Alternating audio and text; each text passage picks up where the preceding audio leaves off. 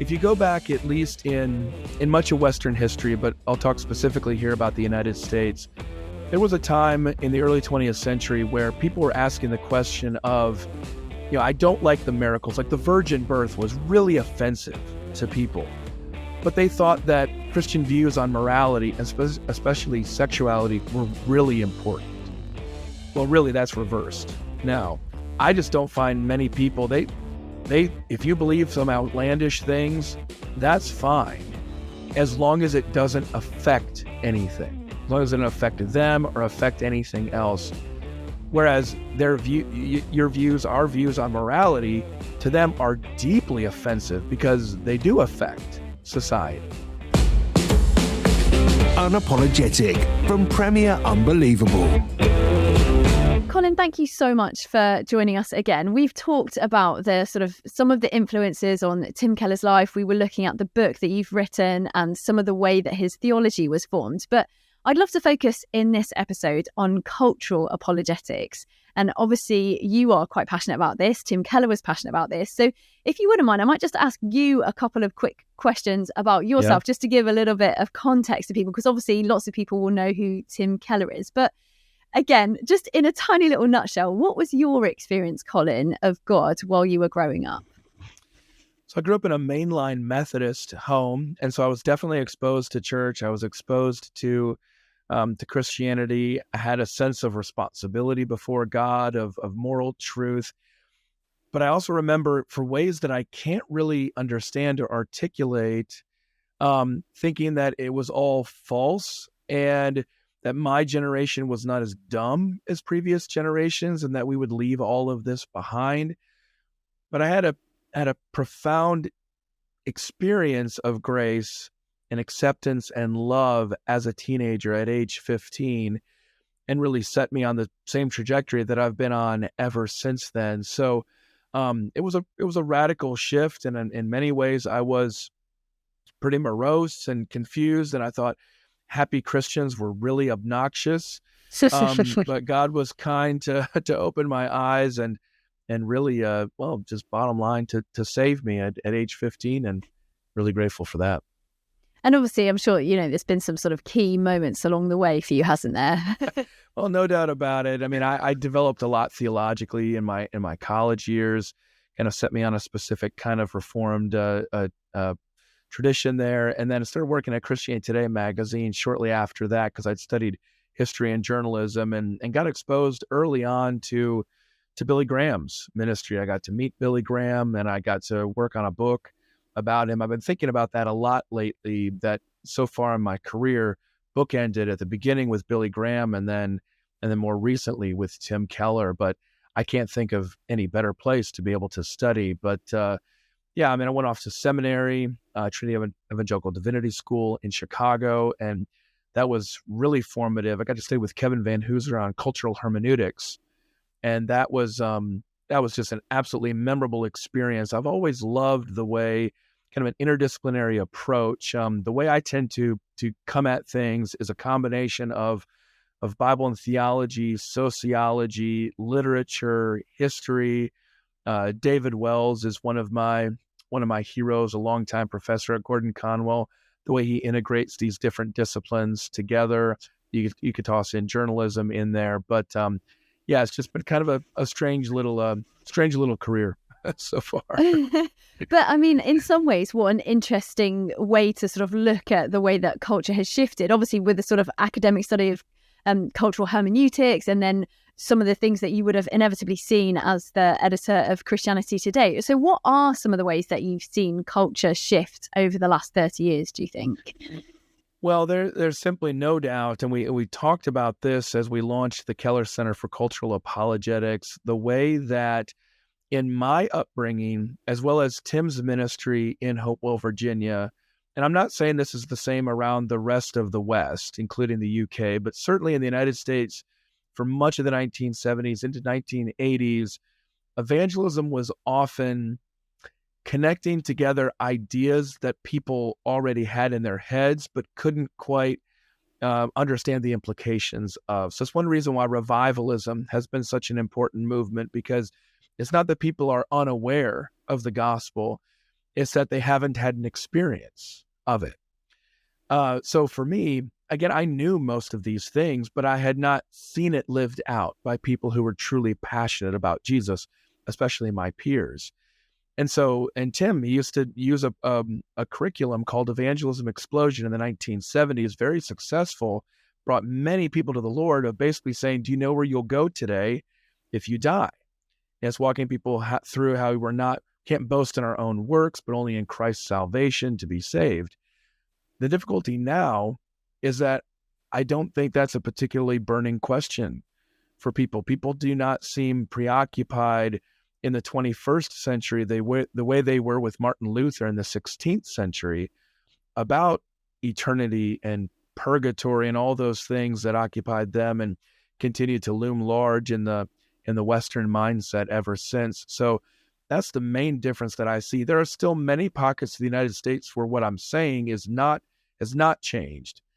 But in Tim Keller's ministry, especially in New York City and places like that, we've seen a dramatic change in 1 or 2 generations. Well, and that's certainly the case here in the UK as well. I mean, I live in London, which is, sort of mirrors almost entirely the dynamic of New York. I'd be interested to see what you think of this. This is an article from Daniel Silliman in Christianity Today, and I think it was a kind of looking back at Tim Keller's life. So it's written fairly recently, and he said Keller was frequently accused, especially in later years, of cultural accommodation. He rejected culture war antagonism and the own the libs approach to evangelism, and people accused him of putting too much emphasis on relevance and watering down or even betraying the truth of Christianity out of a misplaced desire for social acceptance. I mean, how would you respond to that? Do you think Tim Keller was guilty of cultural accommodation? I definitely don't. I thought that might be your answer. Yeah, so it's fair to assume. In the United States, if you do not align your goals with an explicitly political partisan agenda, and it could be on either side, you will be accused of selling out. And it's interesting to me that in the early 2000s and the mid 2000s, Tim Keller was accused of being too much about this world.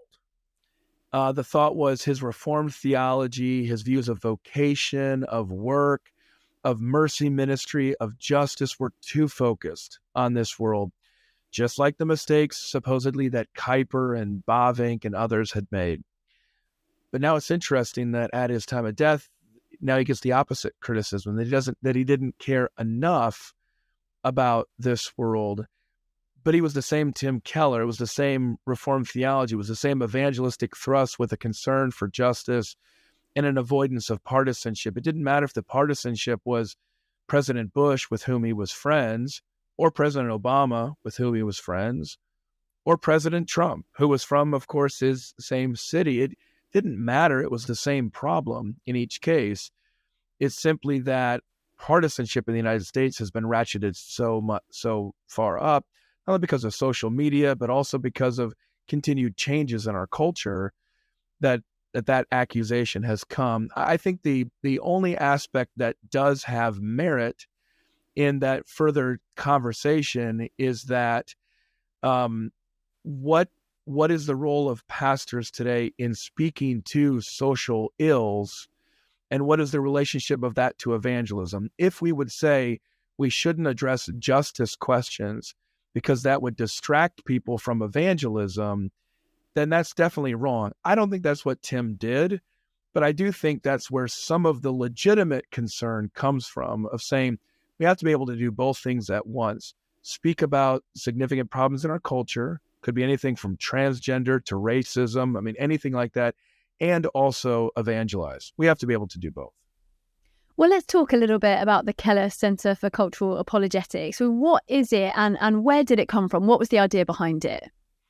Yeah, the idea behind it is fairly simple. We live in a situation of unprecedented decline in the church across the West, and a significant problem that we've never faced before, which is that nobody has adapted an apologetic, a defense of the faith, an evangelistic program in a post-Christendom environment.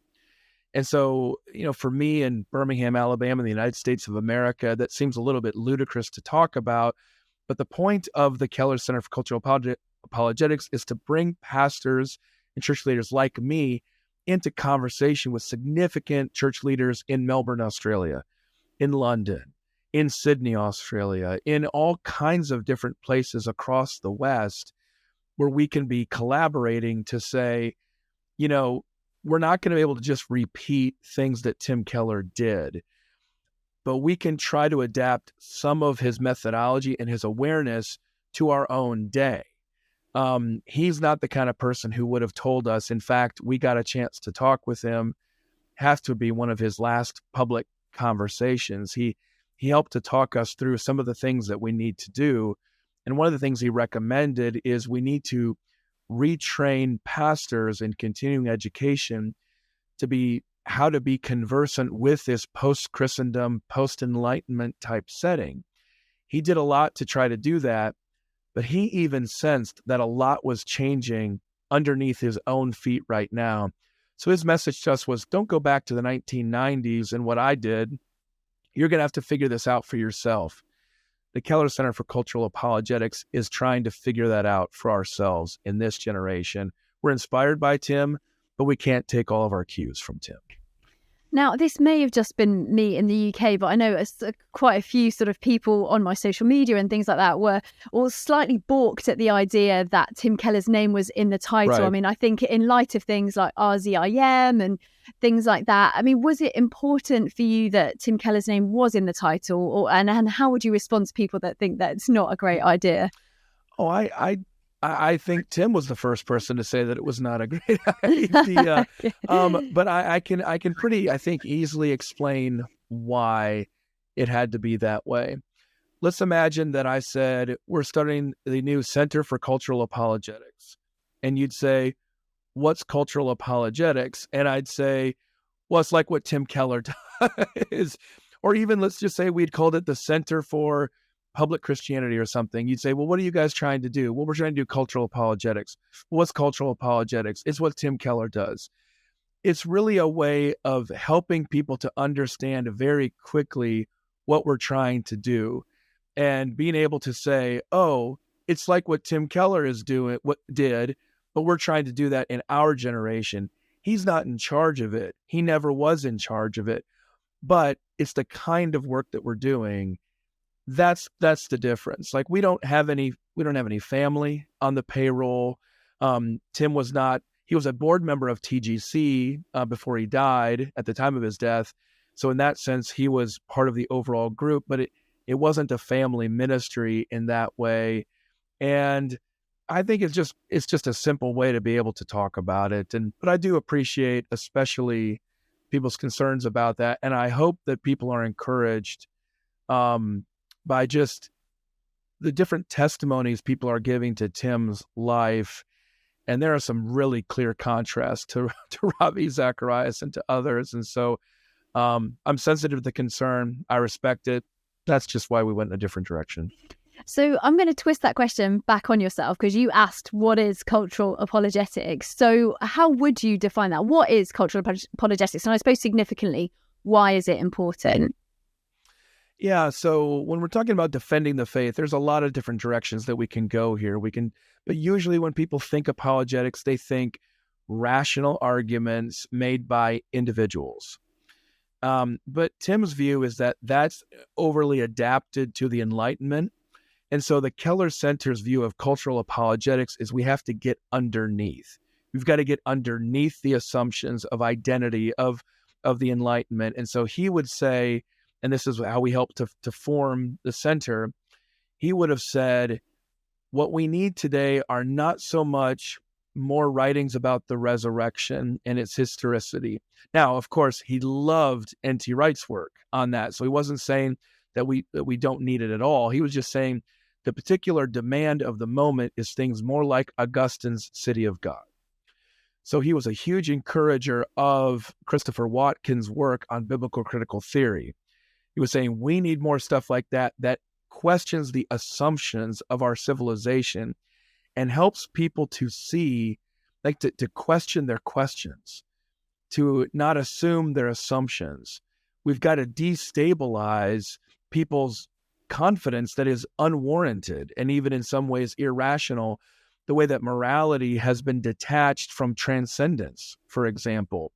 So that's what we mean by cultural apologetics, is being able to speak to people's aspirations, they're the way people often want to belong before they believe, and with specific sensitivity to an overall confusion in our culture across the West as to why we do anything that we do. So it doesn't have to be narrowly focused in one particular aspect or another, but just a recognition that people's questions now are a little bit less about, is Christianity true, and more about, is Christianity good? Or even, is Christianity evil and responsible for so much of the horrible things that we see? That's, to be brief here, that's Charles Taylor's view of the kind of succession narrative, the coming of age narrative of the West, that if we need to overcome Christianity to come into full fruition in this society, that's the kind of question that cultural apologetics is aimed at answering. Mm. So do you think some of those big questions, the objections, do you think a lot of those have changed over the years then? Yeah, I think I just mentioned that basic one right there. If you go back at least in much of Western history, but I'll talk specifically here about the United States, there was a time in the early 20th century where people were asking the question of, I don't like the miracles. Like the virgin birth was really offensive to people. But they thought that Christian views on morality, and especially sexuality, were really important. Well, really, that's reversed. Now, I just don't find many people, they if you believe some outlandish things, that's fine, as long as it doesn't affect anything, as long as it doesn't affect them or affect anything else. Whereas your views, our views on morality, to them are deeply offensive because they do affect society, and they've flipped those around. So that's kind of a century-wide perspective on the way the questions of the miracles and the morals have flipped on us. But it's just, I can't even quite anticipate what the next questions are going to be. But that's the basic situation we find ourselves in, is that we are a highly, highly moralistic age that simultaneously is trying to be relativistic. That's impossible to hold, but we don't quite know what the successor narrative of that is going to be in this kind of early post-Enlightenment period. Now, Colin, this, you've touched on this already, but I do a lot of work with young people, and I guess one of the things that I find is they don't even really have the questions. They're just completely apathetic to the gospel. It's your truth, this is my truth. How would we respond, and how would the Keller Center for Cultural Apologetics, how do we respond to people who are completely apathetic to the gospel? It's not as if they have objections, they literally don't care. Yeah. Well, I suppose in some ways they're apathetic to the gospel, but one of the things that we see across the West, I know this has been major in the UK, it certainly is in the United States as well, is an epidemic of loneliness. There is a sense of rootlessness. I just go back to this. I say that for young people today, we are asking them from early ages to answer for themselves without any help from any authority figure, religious, political, familial, to say, what gender are you? Or is gender even a thing at all? What is a binary? What is a spectrum? What is psychology versus biology? Oh, and by the way, also, what do you believe about eternity? Oh, and what do you want to do with your life?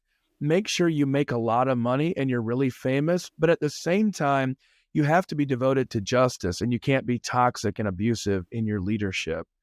Where do you want to live? Because it's got to be really cool. It has to be fun to be able to say that you're from that place. But it's also got to be affordable, right? Because you're not going to make much money because you're going to be devoted to justice issues. Well, wait, but you actually have to have a lot of money because you're going to want a lifestyle that you saw on Instagram with vacationing all the time. This is not a great situation. And I think young people are the first to be able to tell us that this is not a great situation. But this is what happens when your civilization gets unmoored from any kind of broader story. It's when you have all these values in the air but they're not anchored to anything at all. And it's what happens when we try to separate from a God who knows us completely and loves us fully. So that's where I would start. I know there's apathy perhaps about the gospel, but I don't think there's apathy about the basic predicament that many young people find themselves in today. And I think this is so interesting. You've obviously touched on this. I've got a quote here from Ted Torno in I can never say that, Apologetics. And Apologetics, he said, yes. That's there you go. You say it way better. He says the job of apologetics is to build a bridge between hope and the non-Christian. And I think, as you say, we're kind of in this epidemic of hopelessness. So how do we do that? How do we build a bridge between hope and non-Christians, do you think, Colin? Well, I think it's in so much of how people think today is tribalistic. Here's what I mean by this. The internet poses a basic epistemological challenge. There's too much information. How can you know what's true? So we tend to outsource our thinking to tribes. And then we're signaled with this is good or this is bad. And mostly you're in your tribe because of who you hate, not who you love, but by who you hate in there. This is a very hopeless situation. Seeing Christians love people who are not like them, to live for another world which allows them, like Lewis said, to love this world the most at the same time, to be accepting of different kinds of people, including people who are their ideological enemies, to forgive one another, to be united across these boundaries. That's something that is rare in our world. That's an opportunity for the gospel to display that hope in how we love our enemies, we love our neighbors, and we love one another. I think people are crying out to see that in this age. And it's a great opportunity, I think, for the church. Well, as we end this episode, do you think there's any advice that Tim Keller would give to those who are engaging in cultural apologetics? If he could kind of give some top tips for people who are out there on the front lines engaging with some of these big questions around sexuality, transgenderism, all these big kind of cultural questions. Well, I think about the advice that he would have given to me, which is to remember that in your service for the Lord, you need to be rooted in your love for the Lord and primarily in his love toward you. As I've started this center, one of the things that my friend and colleague Ivan Mesa has reminded me is the central role of personal piety and prayer in Tim's life. And it's just, we actually had scheduled a prayer meeting for our fellows with the Keller Center, and it happened to have been scheduled weeks earlier, but for the moment right after I learned that he had died. And the only thing we could think appropriate to do to honor his memory and his legacy was to pray together, to crowd in prayer. And I think in his last 3 years, that's what kept coming back. In fact, I heard from somebody who had talked with him shortly before his death, and his response was, "You got to read my prayer book, my book on prayer." Not enough people are reading that book. It wasn't because he needed some sort of book sales. It was because at the end of his life, he's recognizing even more how important prayer is. So he would say, if you're going to engage in this work of cultural apologetics, it's got to start with prayer. You can have all the knowledge in the world, but if you do not have the love of Christ that comes through that intimacy with him, then it's not worth anything. At least that's what I'm reflecting on from him in these days. Colin, thank you so much. Oh, thank you. Unapologetic from Premier Unbelievable. For more shows, resources, and our newsletter, visit premierunbelievable.com.